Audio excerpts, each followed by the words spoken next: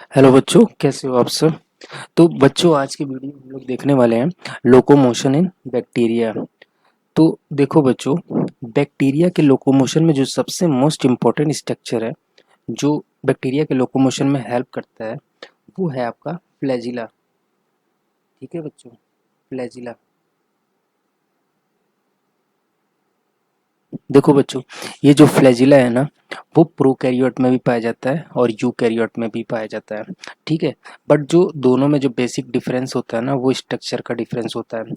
Function दोनों का same रहता है। ठीक है, यूकैरियोट और प्रोकैरियोट दोनों में ही लोकोमोशन का काम करता है। बट उनका जो स्ट्रक्चरल कंपोजिशन है ना, वो डिफरेंट होता है प्रोकैरियोटिक फ्लैजिला के कंपैरिजन में। क्योंकि उनका जो फ्लैजिला होता है ना, वो डिफरेंट टाइप ऑफ प्रोटीन से बना होता है, जिसका नाम होता है डायनिन। ठीक है। और वहाँ पे बहुत सारे माइक्रोफिलामेंट माइक्रोट्यूब्यूल्स होते हैं। बट यहाँ पे प्रोकैरियोटिक बैक्टीरिया का जो फ्लैजिला होता है, वहाँ पे ऐसा कुछ नहीं होता है। उनका स्ट्रक्चर सिंपल होता है।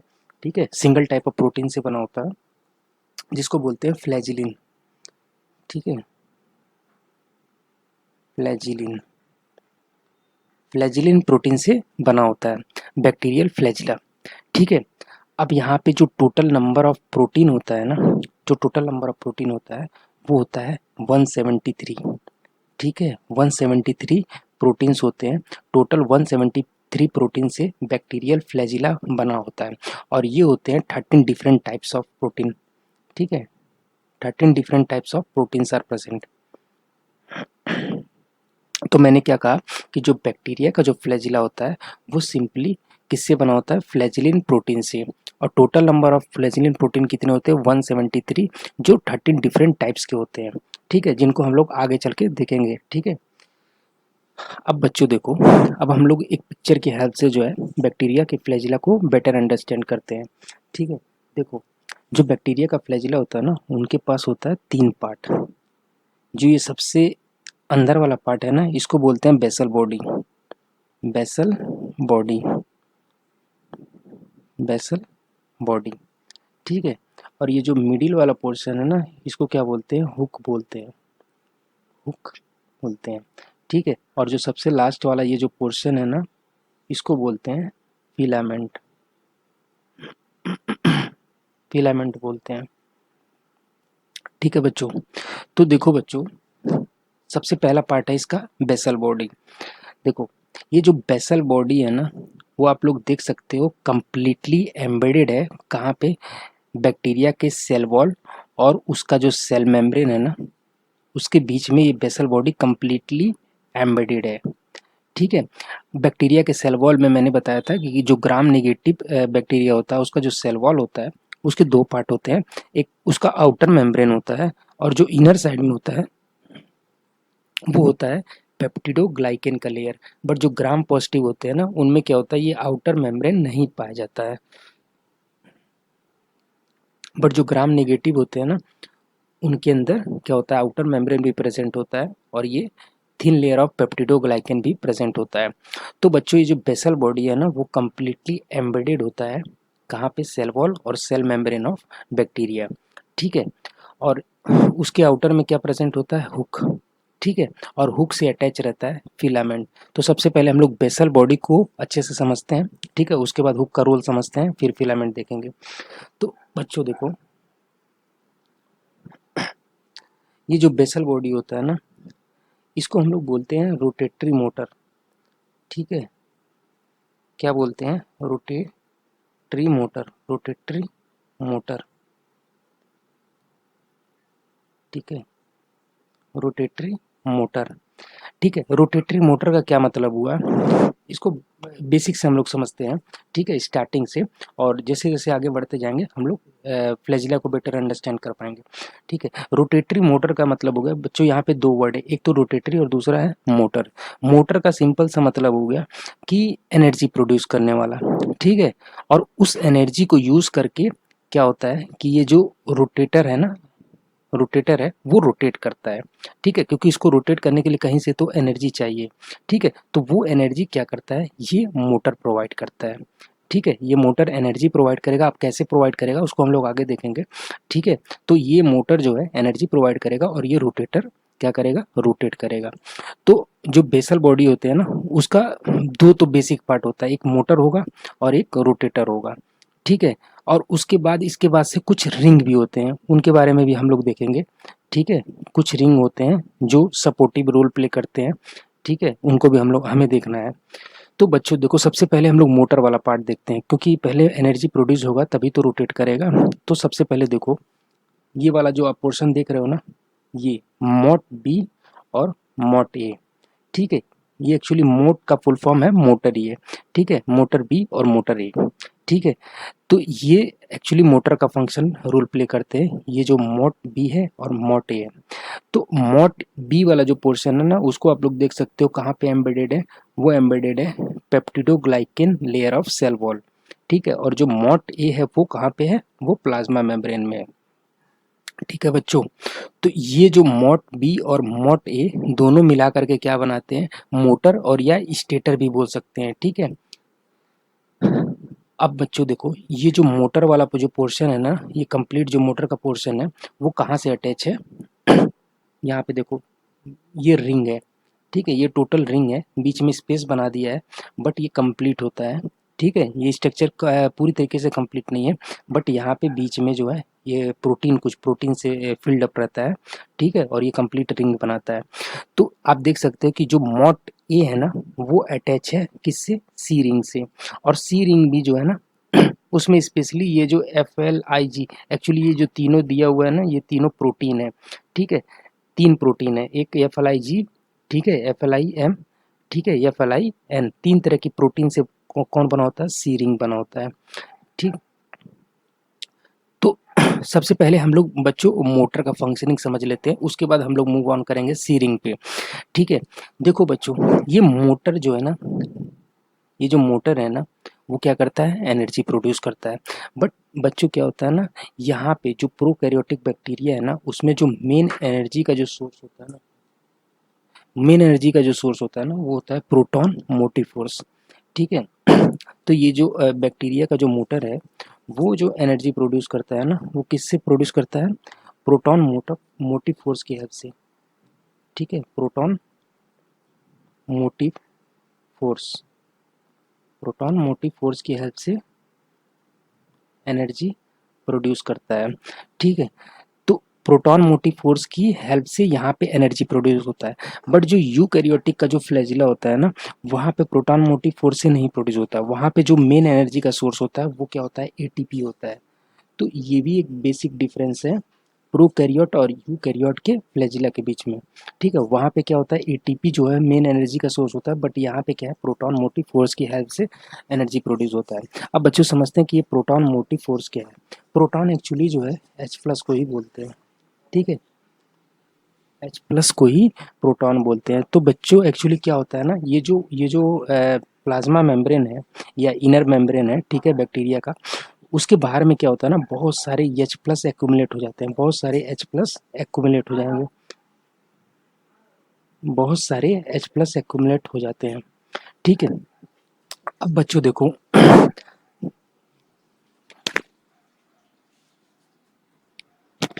क्या होता है कि आप लोग देख सकते हो कि मोट बी और मोट ए के बीच में ना क्या है, ये एक बैरियर प्रेजेंट है, ये एक बैरियर प्रेजेंट है, ठीक है। तो देखो बच्चों, इस बैरियर की एक साइड में क्या होगा, बहुत सारे H+ यहाँ पे एक्यूमुलेट हो जाएंगे, बट इस साइड जो है नहीं है। तो क्या होता है ना बच्चों, इससे क्या होता है, एक ग्रेडियंट प्रोड्यूस होता है। ग्रेडियंट कब प्रोड्यूस होता है, जब जब किसी मेम्ब्रेन के एक साइड में जो है कोई चीज़ बहुत ज़्यादा होता है और उसके अपोजिट साइड में डिफिशियंट होता है या कम होता है या नहीं होता है, तो उससे क्या होता है, ग्रेडियंट प्रोड्यूस हो जाता है, ठीक है बच्चों। तो इस यहाँ पे क्या होगा, एक पोटेंशियल ग्रेडियंट प्रोड्यूस हो जाएगा, ठीक है, क्योंकि एक साइड काफ़ी ज़्यादा चार्ज है और दूसरे साइड कोई चार्ज नहीं है, या कह सकते हैं निगेटिव चार्ज भी आ सकता है, ठीक है। तो इसकी वजह से क्या हो गया, एक पोटेंशियल ग्रेडियंट प्रोड्यूस हो गया। अब ये अगर बैरियर हट जाए, ठीक है, ये बैरियर अगर हट जाए तो क्या होगा, ये ग्रेडियंट की वजह से क्या होगा ना, यहाँ बहुत ज़्यादा फोर्स है, ठीक है, बहुत ज़्यादा फोर्स है। तो ये जैसे ही बैरियर हटेगा ना, ये काफ़ी फोर्सफुली यहाँ से H+, बहुत सारे H+ है ना, जैसे बैरियर हटेगा, जैसे ये बैरियर हटेगा तो क्या होगा, ये H+ जो है H प्लस जो है यहाँ बहुत फोर्सफुली मूव करेगा यहाँ से, ठीक है। तो ये जब बहुत फोर्सफुली यहाँ से मूव करेगा ना, तो उसकी वजह से क्या होगा कि ये जो मॉट ए है ना, इसके अंदर कुछ कन्फॉर्मेशनल चेंजेस आएंगे। क्या होगा? कुछ कन्फॉर्मेशनल चेंजेस आएंगे, ठीक है। जब ये यहाँ से मूव करेगा ना काफ़ी फोर्स के साथ, तो यहाँ पे कुछ कन्फॉर्मेशनल चेंजेस आएंगे मॉट ए के अंदर, जिसकी वजह से क्या होगा? एनर्जी रिलीज होगा। तो बच्चों यहाँ पे जो एनर्जी थी ना,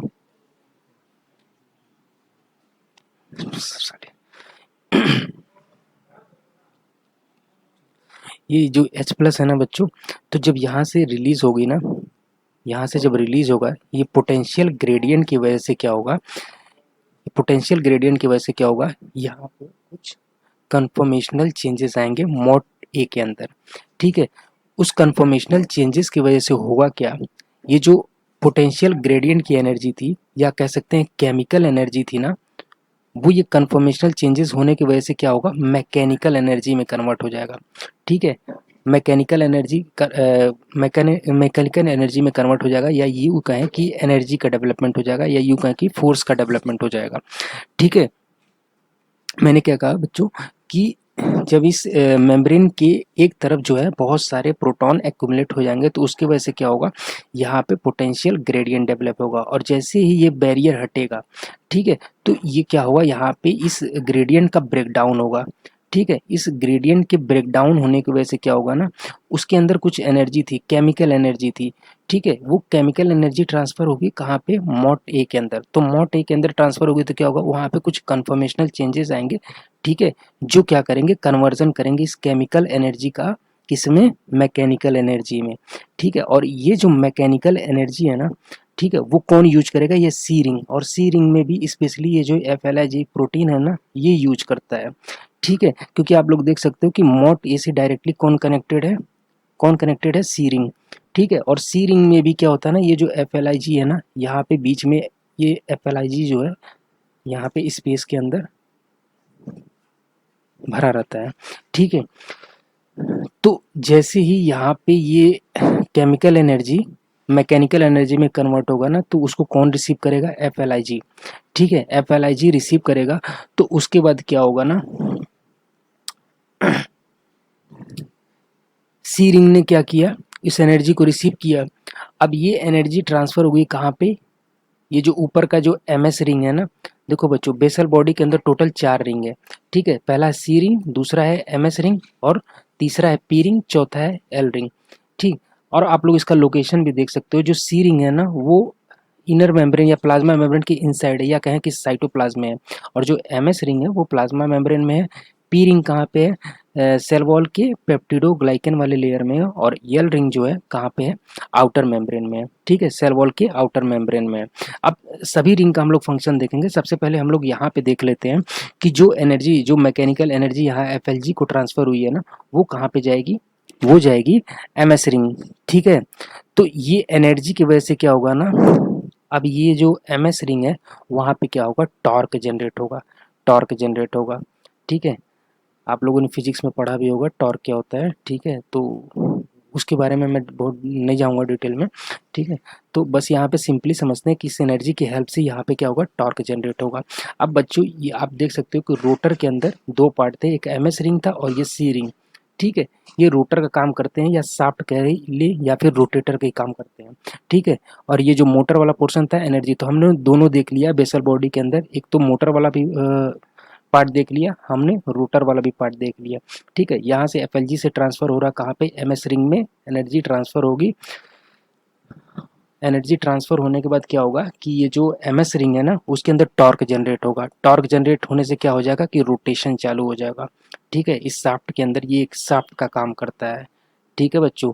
तो ये शाफ्ट के अंदर रोटेशन का काम, रोटेशन चालू हो जाएगा। अब बच्चों आप लोग ये देख सकते हो, व्हाइट वाला जो पोर्शन है ना, इस शाफ्ट के बीच में जो व्हाइट वाला पोर्शन है, ये एक्चुअली है रॉड।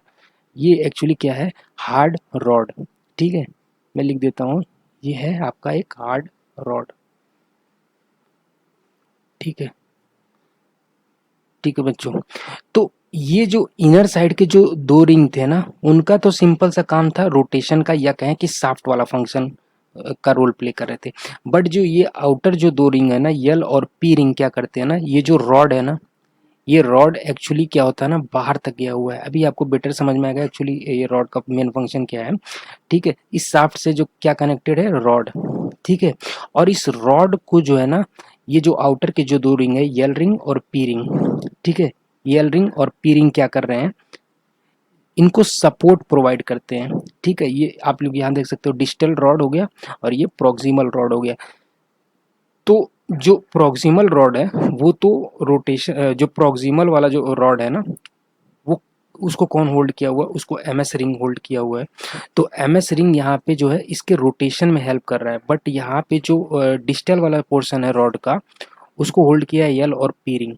ठीक है, तो ये क्या करते हैं ना, ये वाला पोर्शन जो है ना, बस इसको जो है ना प्रॉपरली होल्ड करने के लिए यहाँ पे दो रिंग लगे हुए हैं। ठीक है, बस इनका जो मेन फंक्शन है ना, इसका जो डिस्टल पोर्शन ऑफ रॉड है उसको होल्ड करने में यल और पी रिंग का फंक्शन है।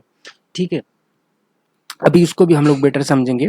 ठीक है, तो देखो बच्चों, सबसे पहले मैंने क्या कहा था कि बेसल बॉडी में टोटल 173 प्रोटीन होते हैं ना, 173 टोटल प्रोटीन होते हैं, 13 डिफरेंट टाइप्स के होते हैं। ठीक है, तो तो देखो बच्चों, ये वाला जो सी वाला रिंग था ना, सी वाला रिंग तीन तरह के प्रोटीन से बना होता है, FLG, FLM और FLN। ठीक है, तीन तरह के प्रोटीन से बना होता है। ठीक है, जिसमें से सबसे ज़्यादा मेजर प्रोटीन होता है FLG। FLG जो होता है सबसे मेजर में होता है। और जो MS वाला रिंग है ना, वो कौन सी प्रोटीन, ये प्रोटीन का नाम याद नहीं करना है, बस हम लोग नॉलेज के लिए देख रहे हैं। ठीक है, कौन कौन सी प्रोटीन इसके अंदर प्रेजेंट होती है। ठीक है, जो MS वाला रिंग है उसके अंदर FLIF प्रोटीन प्रेजेंट होता है। ठीक है, और और जो ये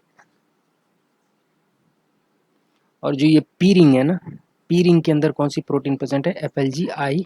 यल रिंग के अंदर FLGH। इसी तरह करके 13 डिफरेंट टाइप्स की प्रोटीन होती हैं।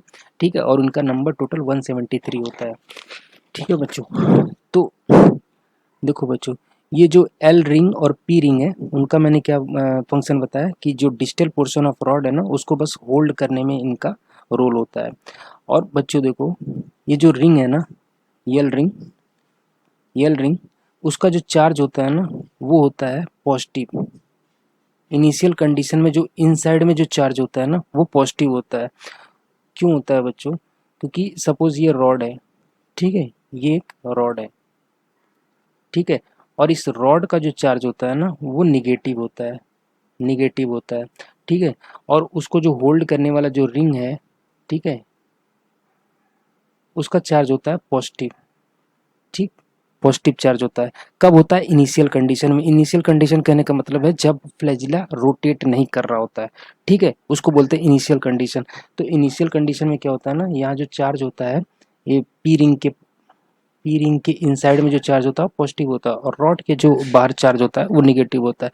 तो यहाँ पे देख सकते हो आप कि पॉजिटिव निगेटिव होने की वजह से क्या होगा, अट्रैक्ट हो जाएगा, अट्रैक्ट हो जाएगा दोनों। तो अट्रैक्शन की वजह से क्या होगा कि रॉड जो है, रॉड को जो रिंग है, पी और एल रिंग जो है, वो प्रॉपरली होल्ड कर पाएंगे।